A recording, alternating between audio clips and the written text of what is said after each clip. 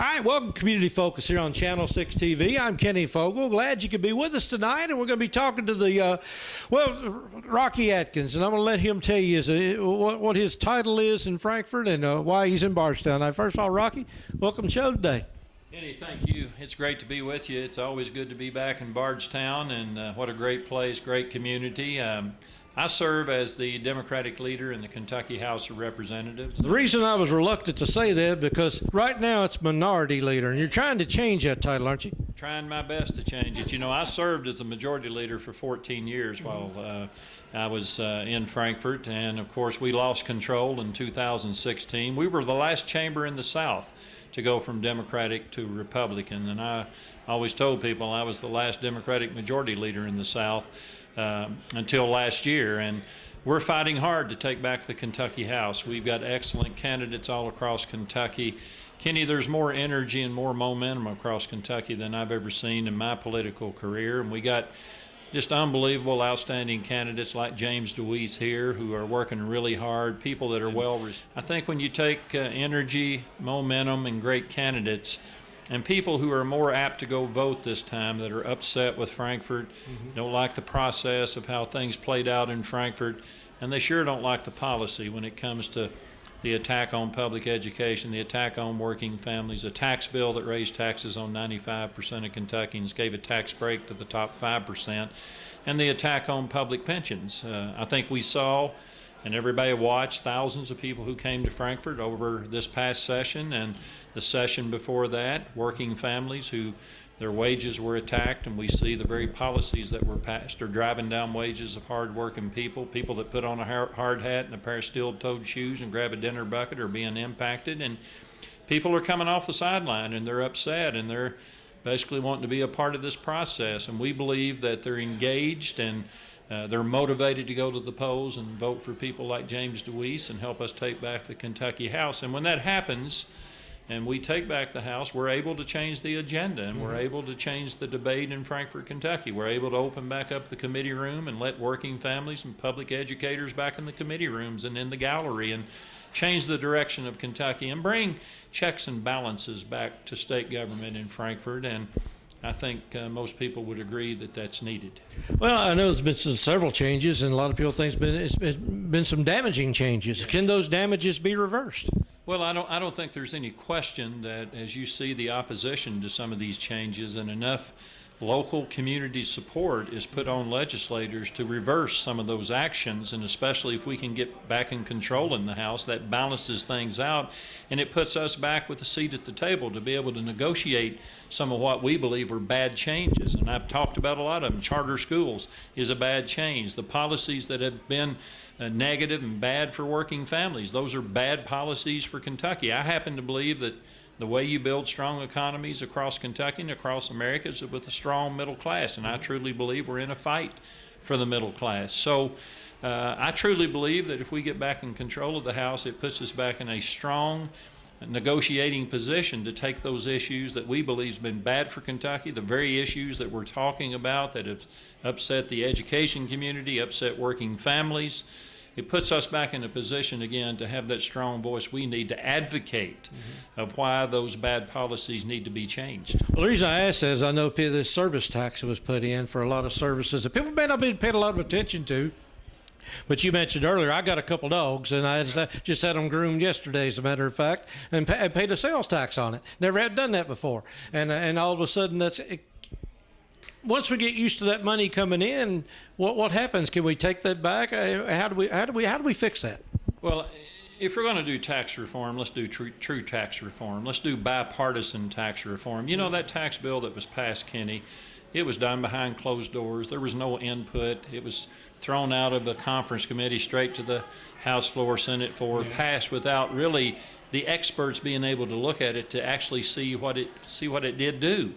And here we are now with a tax bill that was passed with 17 selected services that they selected behind closed doors. And that bill was passed without one Democratic vote. Now, look, that's not good policy. That's not good process. So I would tell you that we need to look at true tax reform that's fair across the board, not one that basically says because you take your dog to get a haircut, you're going to be taxed now, or you get landscaping done, you're going to be taxed, or you take your car to the service center to get it serviced, you're taxed for the first time. And when you rush things, here's what happens. This tax bill that was passed by the Republicans forgot to exempt nonprofits. Now, if you got a nonprofit here in this community, this county, they're having to pay that sales tax now. We've got a domestic violence center, Safe Harbor, that had to send a check of $7,500 to $8,000 to the state this time because that bill, they say, forgot to exempt nonprofits. So, you know, the policies are one thing, but the process that was used in Frankfurt is just as bad. And I think transparency is important. I think public input is important. Let's take the pension bill. Went into a side room, brought a 291-page bill in that nobody had read. The pages were still warm. I had the 291 pages here, and you know, I challenged the chairman and told the chairman, you can't bring that bill out of this committee because you don't have an actuarial analysis. Can you show me that? The statute plainly says you have to have.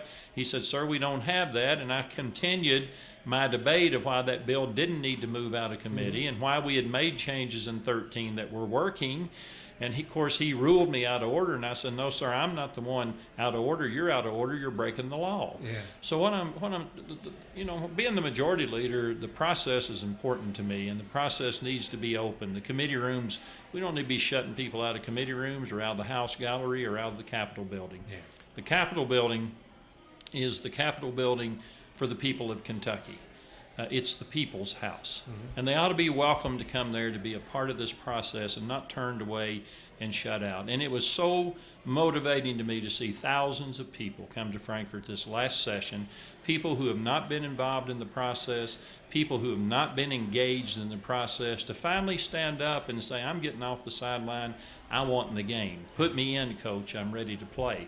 And I think that's what we're going to see across Kentucky this time. We're going to see that energy, that momentum, people who have basically said, you know, you didn't listen to me in Frankfurt this last time. We tried to tell you, you wouldn't listen. It's going to be our turn to speak come November the 6th.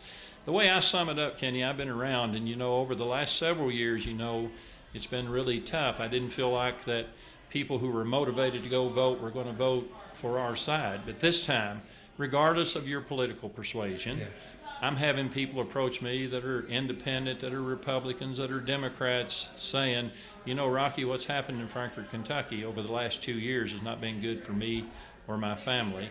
And because of that, you know, on November the 6th, we're going to vote on your side, and we're going to bring balance, and we're going to bring common sense back to the Commonwealth. And that's the way you do it.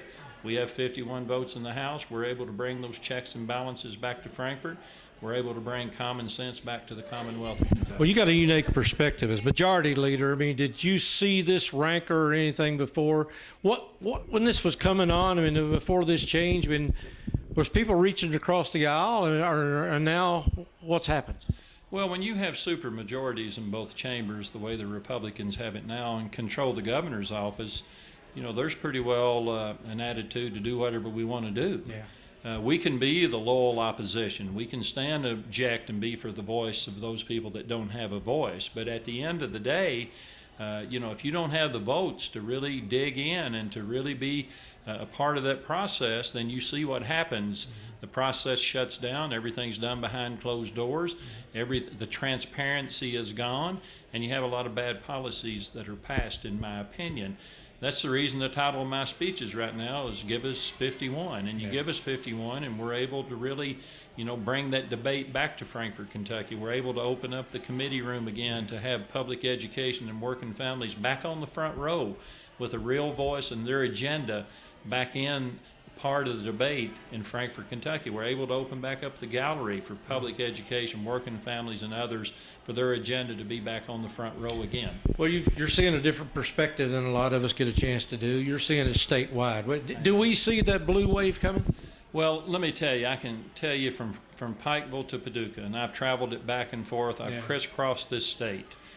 for several months now trying to help our House Democratic candidates, which we have outstanding candidates. We have more educators on our ballot this time than ever in the history of the House Democratic ballot. We have more women on the ballot this time than we've ever had on our House Democratic ballot as well, and that's motivating to me. But this energy that is generated from this bad policy, from an abuse of the process, a mockery of the process, has really energized a group of people that have never been a part of the process. New faces that I'm seeing that are showing up at rallies and events all across Kentucky. So what I'm really seeing is the people that are more motivated, in my opinion, to go vote this time are people who are mad. They're upset with the process. They're upset because their legislator didn't carry their voice there. They carried the voice of somebody else there. And November the 6th at the ballot box is the time to get even, to be very honest. So yes, I'm seeing that energy across Kentucky in a way I've never seen. Seeing crowds who are coming to these events, just like here tonight. This place was full tonight. And even people here say, we got new faces here we've never had before. I saw a lot of people tonight I've never met and I think that's so motivating that people have said, I've sat on the sidelines long enough. I haven't been a part of this process. Because of that now, my profession is being harmed, whether I'm a teacher or I work as a construction worker. That profession is being harmed. And because I haven't been a part of the process, there's policies that are being passed that are not good for me and my family. So all of this education community that really has not been as involved in the process. They've been in the classroom, they've been teaching, they've been doing their job, and now they're having to defend their turf. Working families, bad policies that have been passed on construction workers, on their wages, have been impacted. They're woke up. They've woken up and they've said, I'm not going to take any more. And so because of that energy and because of the motivation that I see, I feel like I've got a little wind at my back instead of a hurricane at my face. And I'm optimistic, and I believe that on November the 6th, we're going to see some good things happen. Well, I'm going to commend you on one thing. Is I know you've been out working for other candidates and not stepping on anybody's toes or their message or anything. But after November 6th, I'd be remiss to ask this. What's going on in Rocky Adkins' world? Well, after November 6th, Kenny, I'll tell you, I'm getting a lot of encouragement, positive encouragement to get in the governor's race. I'm being approached by people all across this Commonwealth from different walks of life that say, Rocky, you're the kind of person I can be for. You're the kind of person that I believe's like me. You're the kind of person that I can connect with. You're the kind of person I believe I could sit down and have a conversation with. And I would tell you that that's the kind of person I am. When you were raised on the left-hand fork and middle fork in Elliott County like me on a little small farm, I'm no different than anybody else. And I'm humbled by that encouragement to look at the governor's race. And I am giving it serious consideration. And, when November 6th gets here, I'm going to have some positive things to say about that without making any announcements here tonight. Right.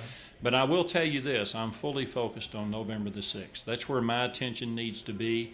It needs to be on trying to take back the Kentucky House. I don't need to be looking at a race next year or raising money for a race next year. My full effort is on November the 6th and our House Democratic candidates across the state. But when November 6th gets here and it passes, then I'm going to have more to say about my future, and we'll be coming back to this. And we'll have you right back here on this TV show. We'll be coming back to this community, and the encouragement I'm getting from, like I said, every walk of life across Kentucky is really humbling, and it's the encouragement that I need to look to the future to see what my next steps may be, and you'll be hearing more about that very soon. We wish you all the best. Like I said, I know you a lot of connections here in this community, and Nikki Rapier, a good friend of mine. I know Nikki speaks highly of you. Went to school with you. Nikki and I went to school at Morehead State University together. Just a great friend. But Kenny Rapier, who I served with, and I knew Kenny well. And I went there as a young man to Frankfort. Had never been in politics in my life, and Kenny Rapier was one of those people that put his arm around me and helped me get my feet on the ground and helped me be successful and learn the process in Frankfort, Kentucky. And I will always be grateful for that and to him for that. He served this community unbelievably while he was there in leadership, but he also led and was a guide for people like me, and I will always be appreciative and thankful for that. All right, well, we got Rocky Adkins here, the Democratic leader in the State House of Representatives here in Frankfort, and serving the state of Kentucky. And again, we appreciate you stopping here tonight, and thank you, and hope you enjoyed the chili. And I did. Good. and we had a good crowd here tonight, and he was our speaker, and we sure appreciate him being here, and appreciate you tuning in. As Rocky said, November 6th, it's your day. We're doing our part here on the television station to inform, educate, and then motivate, but we need you to show up on November 6th to have your say, and that's your day, and we hope you're there. We're going to keep telling you that over and over. So stick around. A lot more to come here on Channel 6 TV. This is Kenny Fogle. We'll be back right after these messages.